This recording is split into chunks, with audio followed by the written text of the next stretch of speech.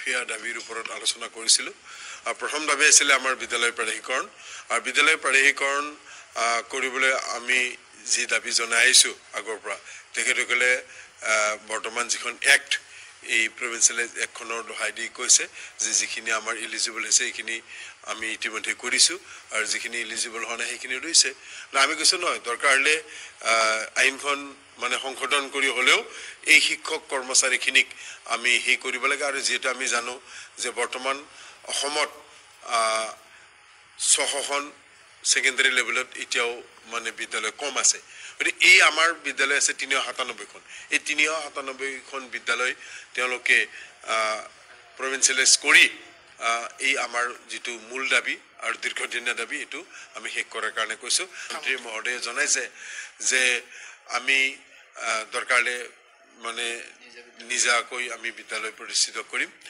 এইখিনি বোলে আমি তেতিয়া কৈছোঁ আমাৰ ফালৰ পৰা যে যদি আপোনালোকে বিদ্যালয় প্ৰাধিকৰণ নকৰে, এইখিনি বিদ্যালয় আওতাত নপৰে, গতিকে তেখেতসকলটো ৰৈ আছে আজি ইমান দিন হ'ব বুলি। কাৰণ সেই সময়ত তেওঁলোকে নীতিগতভাৱেই পাৰ্মিশ্যন ৰিকগনিশ্যন পাইছিলে। আমাৰ 397খন বিদ্যালয় আছে এতিয়া। তাত মোটামুটি আমাৰ প্ৰায় 4000 শিক্ষক মানে নিয়োজিত হৈছে। এতিয়া কৰি আছোঁ, কিন্তু এতিয়া আমাক ইয়াৰ আগৰ আলোচনাত আমাক কৈছিলে যে আমি কিবা এটা কৰিম, কিবা এটা ব্যৱস্থা কৰি হ'লে আমি এইখিনি কৰিম। যিহেতু আমাক 600খন স্কুল লাগে, গতিকে আমাৰ 50জন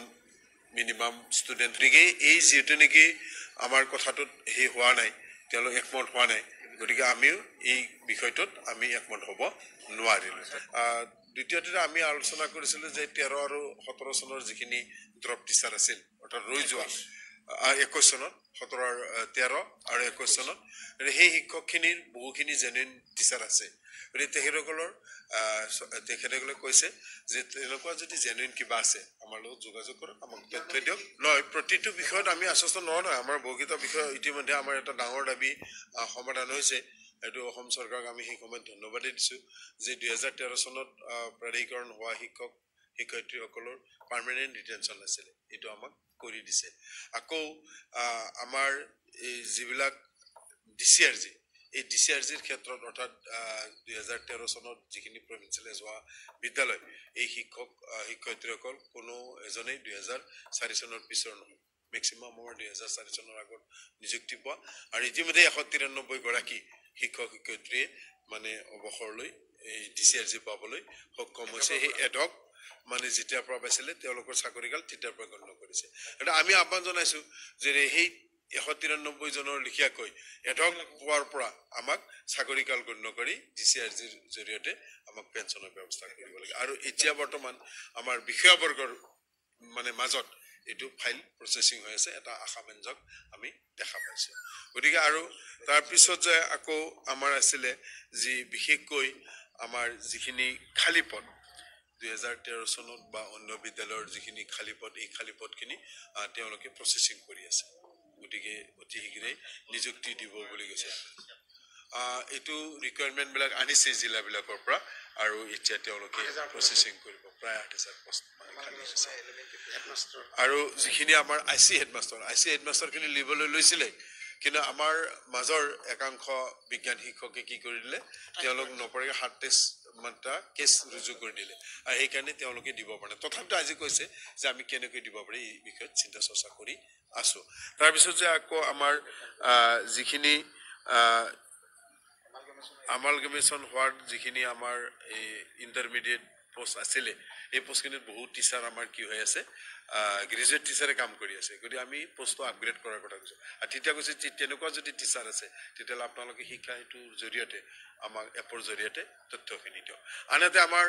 আন এটা 2021 চনত যিখিনি আমাৰ হাইস্কুল হায়াৰ ছেকেণ্ডেৰীলৈ উন্নীতকৰণ কৰিলে, প্ৰথম পৰ্যায়ত 214খন কৰিলে আৰু পিছত 64খন কৰিলে। এইখিনি আমি কৈছোঁ যে ছাবজেক্ট অনুযায়ী শিক্ষক দিয়া হোৱা নাই। বহু বিদ্যালয়ত এতিয়া ছাত্ৰ ছাত্ৰী বহুত আছে, কিন্তু শিক্ষক নাই। গতিকে শিক্ষক দিয়াৰ ব্যৱস্থা কৰক।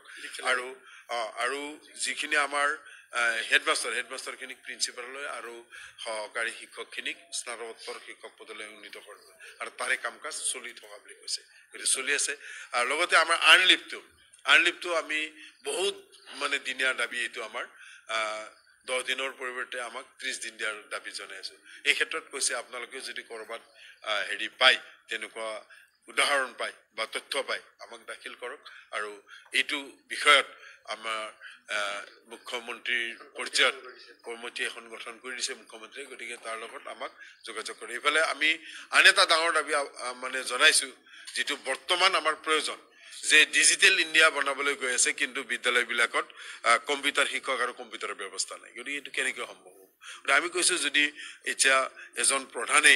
মানে ডেইলি যিমান তথ্য দিব লাগে এইটো জড়িত হৈ থাকিলে শৈক্ষিক দিশত আমাৰ ক্ষতি হয় গতিকে এজন যদি এই কম্পিউটাৰ শিক্ষক দিয়ে বা কম্পিউটাৰৰ ব্যৱস্থা কৰি দিয়ে তেওঁ সেই কামখিনি কৰিব পাৰে গতিকে তেতিয়া তেখেতসকলে কৈছে যে এতিয়া কি হ'ব যে আমি নতুনকৈ পোষ্ট মানে ক্ৰিয়েট কৰাটো ফাইনেন্সে এলাউ নকৰে গতিকে আমাৰ পোষ্টবিলাক মানে আমি কমাব লাগিব কৰবাত তেতিয়া এইটো সম্ভৱ হ'ব আমি কৈছো যে এইটো নহয় যে যেটো একফালে আমাক এইটো আপোনালোকে ডিজিটেল ইণ্ডিয়াৰ কথা কৈ আছে গতিকে এইটো ব্যৱস্থা কৰিবলৈ পৰৱৰ্তী সময়ত এইটো চেষ্টা কৰিম বুলি আমাক আশ্বাস প্ৰদান কৰিছে আৰু যিখিনি আমাৰ কন্টেক্সচুৱেল টিচাৰ বৰ্তমান ৰেগুলাৰাইজ কৰিলে আগৰ বিদ্যালয়বিলাকৰ পৰা তেওঁলোকে কি কৰিছে অন্য এলপি বা এমই পোষ্ট দেখুৱাই পেলাই তাত জইনিং কৰাই কিন্তু আকৌ কি কৈছে পূৰ্বৰ স্কুলখনতে দিছে এইটো সন্দৰ্ভত আমি অলপ সন্দেহ প্ৰকাশ কৰিছিলো যে সেইখনত লগা হলে আকৌ লৈ যাব নেকি যেটা আজি আমাক স্পষ্টভাৱে জনালে ডিপাৰ্টমেণ্টে যে নাই কোনো কাৰণতে সেই শিক্ষকসকলক সেইখন যিখনত জইন কৰা দেখুৱাইছে চেলাৰীৰ কাৰণে সেইখনত নিনিয়ে য'ত আগত কাম কৰি আছিল বা বৰ্তমানেও কাম কৰি থকাৰ অৰ্ডাৰ দিছে সেইখন বিদ্যালয়তে কাম কৰি থাকিব পাৰিব নহয় আমাৰ আৰু হেৰি আছিলে শৈক্ষিক দিশৰ কথা বোধে NPS আৰু OPS যিটো আমি কৈছো যে 2013 চনত যিখিনি প্ৰাদেশিক বিদ্যালয় এই বিদ্যালয়ৰ মানে 99% শিক্ষক কৰ্মচাৰী কিন্তু 2004 চনৰ আগত নিযুক্তি পোৱা আৰু এই নিযুক্তি তাৰিখৰ পৰা মানে উল্লেখ কৰি আমাক কি কৰিছে মানে এলটমেন্ট অৰ্ডাৰ প্ৰদান কৰিছে আৰু সেই এলটমেন্ট অৰ্ডাৰ প্ৰদান কৰাৰ পৰিপ্ৰেক্ষিতত আমি সেই যেতিয়াৰ পৰা এডক লাভ কৰিছো সেই তেতিয়াৰ পৰাই DCRG মানে কাউন্ট কৰি পেলাই আমাক দিয়াৰ কাৰণে এইটো কৰিছে আৰু জেনেৰেল NPS খিনি আমি কৈছো যে কোনো কাৰণত NPS এইটো কৰিব নালাগে আৰু তেতিয়া কৈছে যে আমি সংস্থা কৈছে যে NPS আৰু UPS যেটো বৰ্তমান সেন্ট্ৰেল গভৰ্নমেন্টে দিছে যে এইটো আমি পক্ষপাতি নহয় আমাক OPS লাগে আৰু তেতিয়া তেখেতলোকে কৈছে এই ক্ষেত্ৰত আপোনালোকে নতুন যেটো জেনেৰেল NPS গতিকে এইটো মুখ্যমন্ত্ৰীৰ লগত আপোনালোকে আলোচনাত মিলিত হ'ব আমি হেই কৰিছো আকৌ আমাৰ আন এটা জ্বলন্ত সমস্যা শৈক্ষিক দিশত যে আমাৰ মেক্সিমাম শিক্ষকৰ বিয়াত নাই আজি কিছু বছৰ আগৰ পৰা বিয়াটো ৰেগুলাৰ কৰিলে তাৰ আগত ৰেগুলাৰ কৰা নাছিলে তো কম্পালসৰি কৰা নাছিলে আমি কৈছো যে ওডিএল মুডত বিয়াত কৰাৰ শিক্ষকসকলক সুবিধা দিয়ক কাৰণ শিক্ষক বিয়াত ল'ব লাগে কিন্তু আমাৰ ইনষ্টিটিউচন নাই তেতিয়া আমি আন এটা মানে তেওঁলোকে ক'লে যে বৰ্তমান KK ইউনিভাৰ্সিটিৰ লগত আলোচনা কৰিছে কিন্তু KK ইউনিভাৰ্সিটিয়ে সন্মতি প্ৰকাশ কৰা নাই আৰু NCERT মানে হেৰি এলাউ কৰা নাই আৰু আমাক আমি তেতিয়া কৈছো যে গুৱাহাটী ইউনিভাৰ্সিটি বা ডিব্ৰুগড় ইউনিভাৰ্সিটিৰ আন্ডাৰত যদি স্পেশাল এক্সাম পাতিবলৈ বিয়াত পৰীক্ষা দিয়াৰ ব্যৱস্থা কৰিব পাৰে তেতিয়া শিক্ষক শিক্ষয়িত্ৰীসকল উপকৃত হ'ব বুলি কৈছো আনহাতে আমি এটা ডাঙৰ মানে হেই কৈছো যে শিক্ষকসকলক কোনো কাৰণত যাতে অনাশৈক্ষিক কামত জড়িত নকৰে আৰু এই কিবা যদি কাম থাকে আপোনালোকে আমাৰ এখন শৈক্ষিক দিনপঞ্জী বছৰত ওলাই সেৱাৰ জৰিয়তে ওলাই গতিকে সেই শৈক্ষিক দিনপঞ্জীখনত আপোনালোকে অন্তৰ্ভুক্ত কৰিব তেতিয়া আমাৰ অন্তত আমি শ্ৰেণীকোঠাৰ বাহিৰলৈ ওলাই আহিব নালাগে আনহাতে আন্তঃগাঁথনিৰ ক্ষেত্ৰত আমি কৈছো যে বহু বিদ্যালয় এতিয়াও দৰ্জা খিৰিকী নোহোৱা বিদ্যালয় আছে বাউণ্ডাৰী ৱাল নাই টিং পাত নাই এনেকুৱা ধৰণৰ বহুত বিদ্যালয় আছে তেতিয়া তেখেতসকলে ক'লে আমাক যে বৰ্তমানলৈকে 372খন বিদ্যালয়লৈ 7 কোটিকৈ মানে এলটমেন্ট দিছে আৰু ভৱিষ্যতে 8খন বিদ্যালয়লৈ দিয়াৰ ব্যৱস্থা কৰিছে আৰু পৰ্যায়ক্ৰমে এইখিনি কৰিব বুলিছে আমি তেতিয়া কৈছো যে পৰ্যায়ক্ৰমে কৰালৈকে এখন বিদ্যালয় য'ত নাই তাত আৰু কিমান বছৰ লাগিব গতিকে অতি শীঘ্ৰে ইয়াত গুৰুত্ব দিও আন এটা ডাঙৰ কথা কৈছে তেখেতসকলে যে বহু পইচা বোলে শিক্ষাত এতিয়া সেই মানে খৰচ হয় আৰু তেতিয়া আমি কৈছো 20% খৰচ হয় বুলি যে দেশ এখন আগবঢ়াই নিবলৈ হলে শিক্ষা স্বাস্থ্য আৰু যাতায়াত এই তিনিটাত যদি আমি গুৰুত্ব নিদিও দেশ এখন প্ৰগতিশীল কেনেকৈ হ'ব গতিকে শিক্ষাত মই ভাবো আচলতে 20% নহয় মিনিমাম 30% মান শিক্ষাত খৰচ কৰিবলৈ তেতিয়া দেশ এখন আমাৰ বেছি সোনকালে আগবাঢ়ি যোৱাৰ ক্ষেত্ৰত সুবিধা প্ৰদান হ'ব তাৰ পিছত আকৌ এতিয়া হৈছে বৰ্তমান NEP 2020 মতে ৰাষ্ট্ৰীয় শিক্ষানীতি 2020 মতে আমাৰ কি হৈছে ভকেশ্যনেল টিচাৰ অতি প্ৰয়োজন প্ৰায়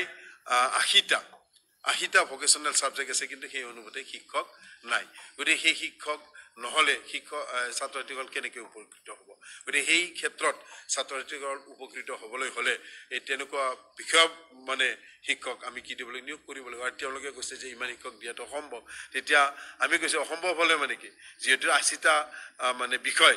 ক্লাষ্টাৰ ৱাইজত হ'লেও দিলে তেওঁলোকে এইটো সপ্ত মানে ধাৰা মতে এইটো মানে পালন কৰিব খুজিছে গতিকে তেতিয়াও কথা কিন্তু সেইটো যদি নিদিয়ে ছাবজেক্টটো ল'লে তেওঁ যদি শিক্ষকে নিশিকায় তেওঁ কেনেকৈ নিজে শিকিব গতিকে এনেকুৱা ধৰণৰ কিছুমান যিটো আমাৰ ৰাষ্ট্ৰীয় শিক্ষানীতি 2020 তাত আশা বহুত আছে বিশেষকৈ আন্তঃগাঁথনি আৰু এই বিষয় শিক্ষক গতিকে আন্তঃগাঁথনি আৰু বিষয় শিক্ষকবিলাক সোনকালে পূৰণ কৰিলে নিশ্চয় এই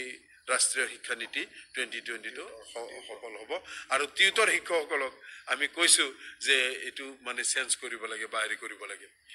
তেতিয়া তেখেতসকলে কৈছে আমি কৈছোঁ যে বহুত শিক্ষকৰ ইতিমধ্যে কোৱালিফাইড বিএড আছে কিন্তু তেখেতসকলকো টিউটৰ কৰি ৰাখি দিছে আজিলৈকে মানে ৰেগুলাৰ কৰা নাই তেতিয়া কৈছে যে আমি যিসকল বিএড থকা শিক্ষক তেওঁলোকক আমি ৰেগুলাৰাইজ কৰিম আৰু টি গাৰ্ডেন আৰু মডেল স্কুলত আমাৰ পুৰণা স্কুলবিলাকৰ বহু শিক্ষক লৈ গৈছে তাৰে কিছু শিক্ষক 2-এখন বিদ্যালয়লৈ উভতাই দিলে কিন্তু বহু সংখ্যক শিক্ষক এতিয়ালৈকে উভতাই দিয়া নাই তেতিয়া আমি মানে কৈছোঁ যে এইখিনি আপোনালোকে উভতাই দিয়ক কাৰণ যিখন বিদ্যালয়ৰ পৰা লৈছে সেইখন বিদ্যালয়ত ক্ষতি হৈ আছে ছাত্ৰ ছাত্ৰী তেতিয়া কৈছে যে নতুন পোষ্ট ক্ৰিয়েট কৰাৰ পিছত আমি এইখিনি উভতাই দিম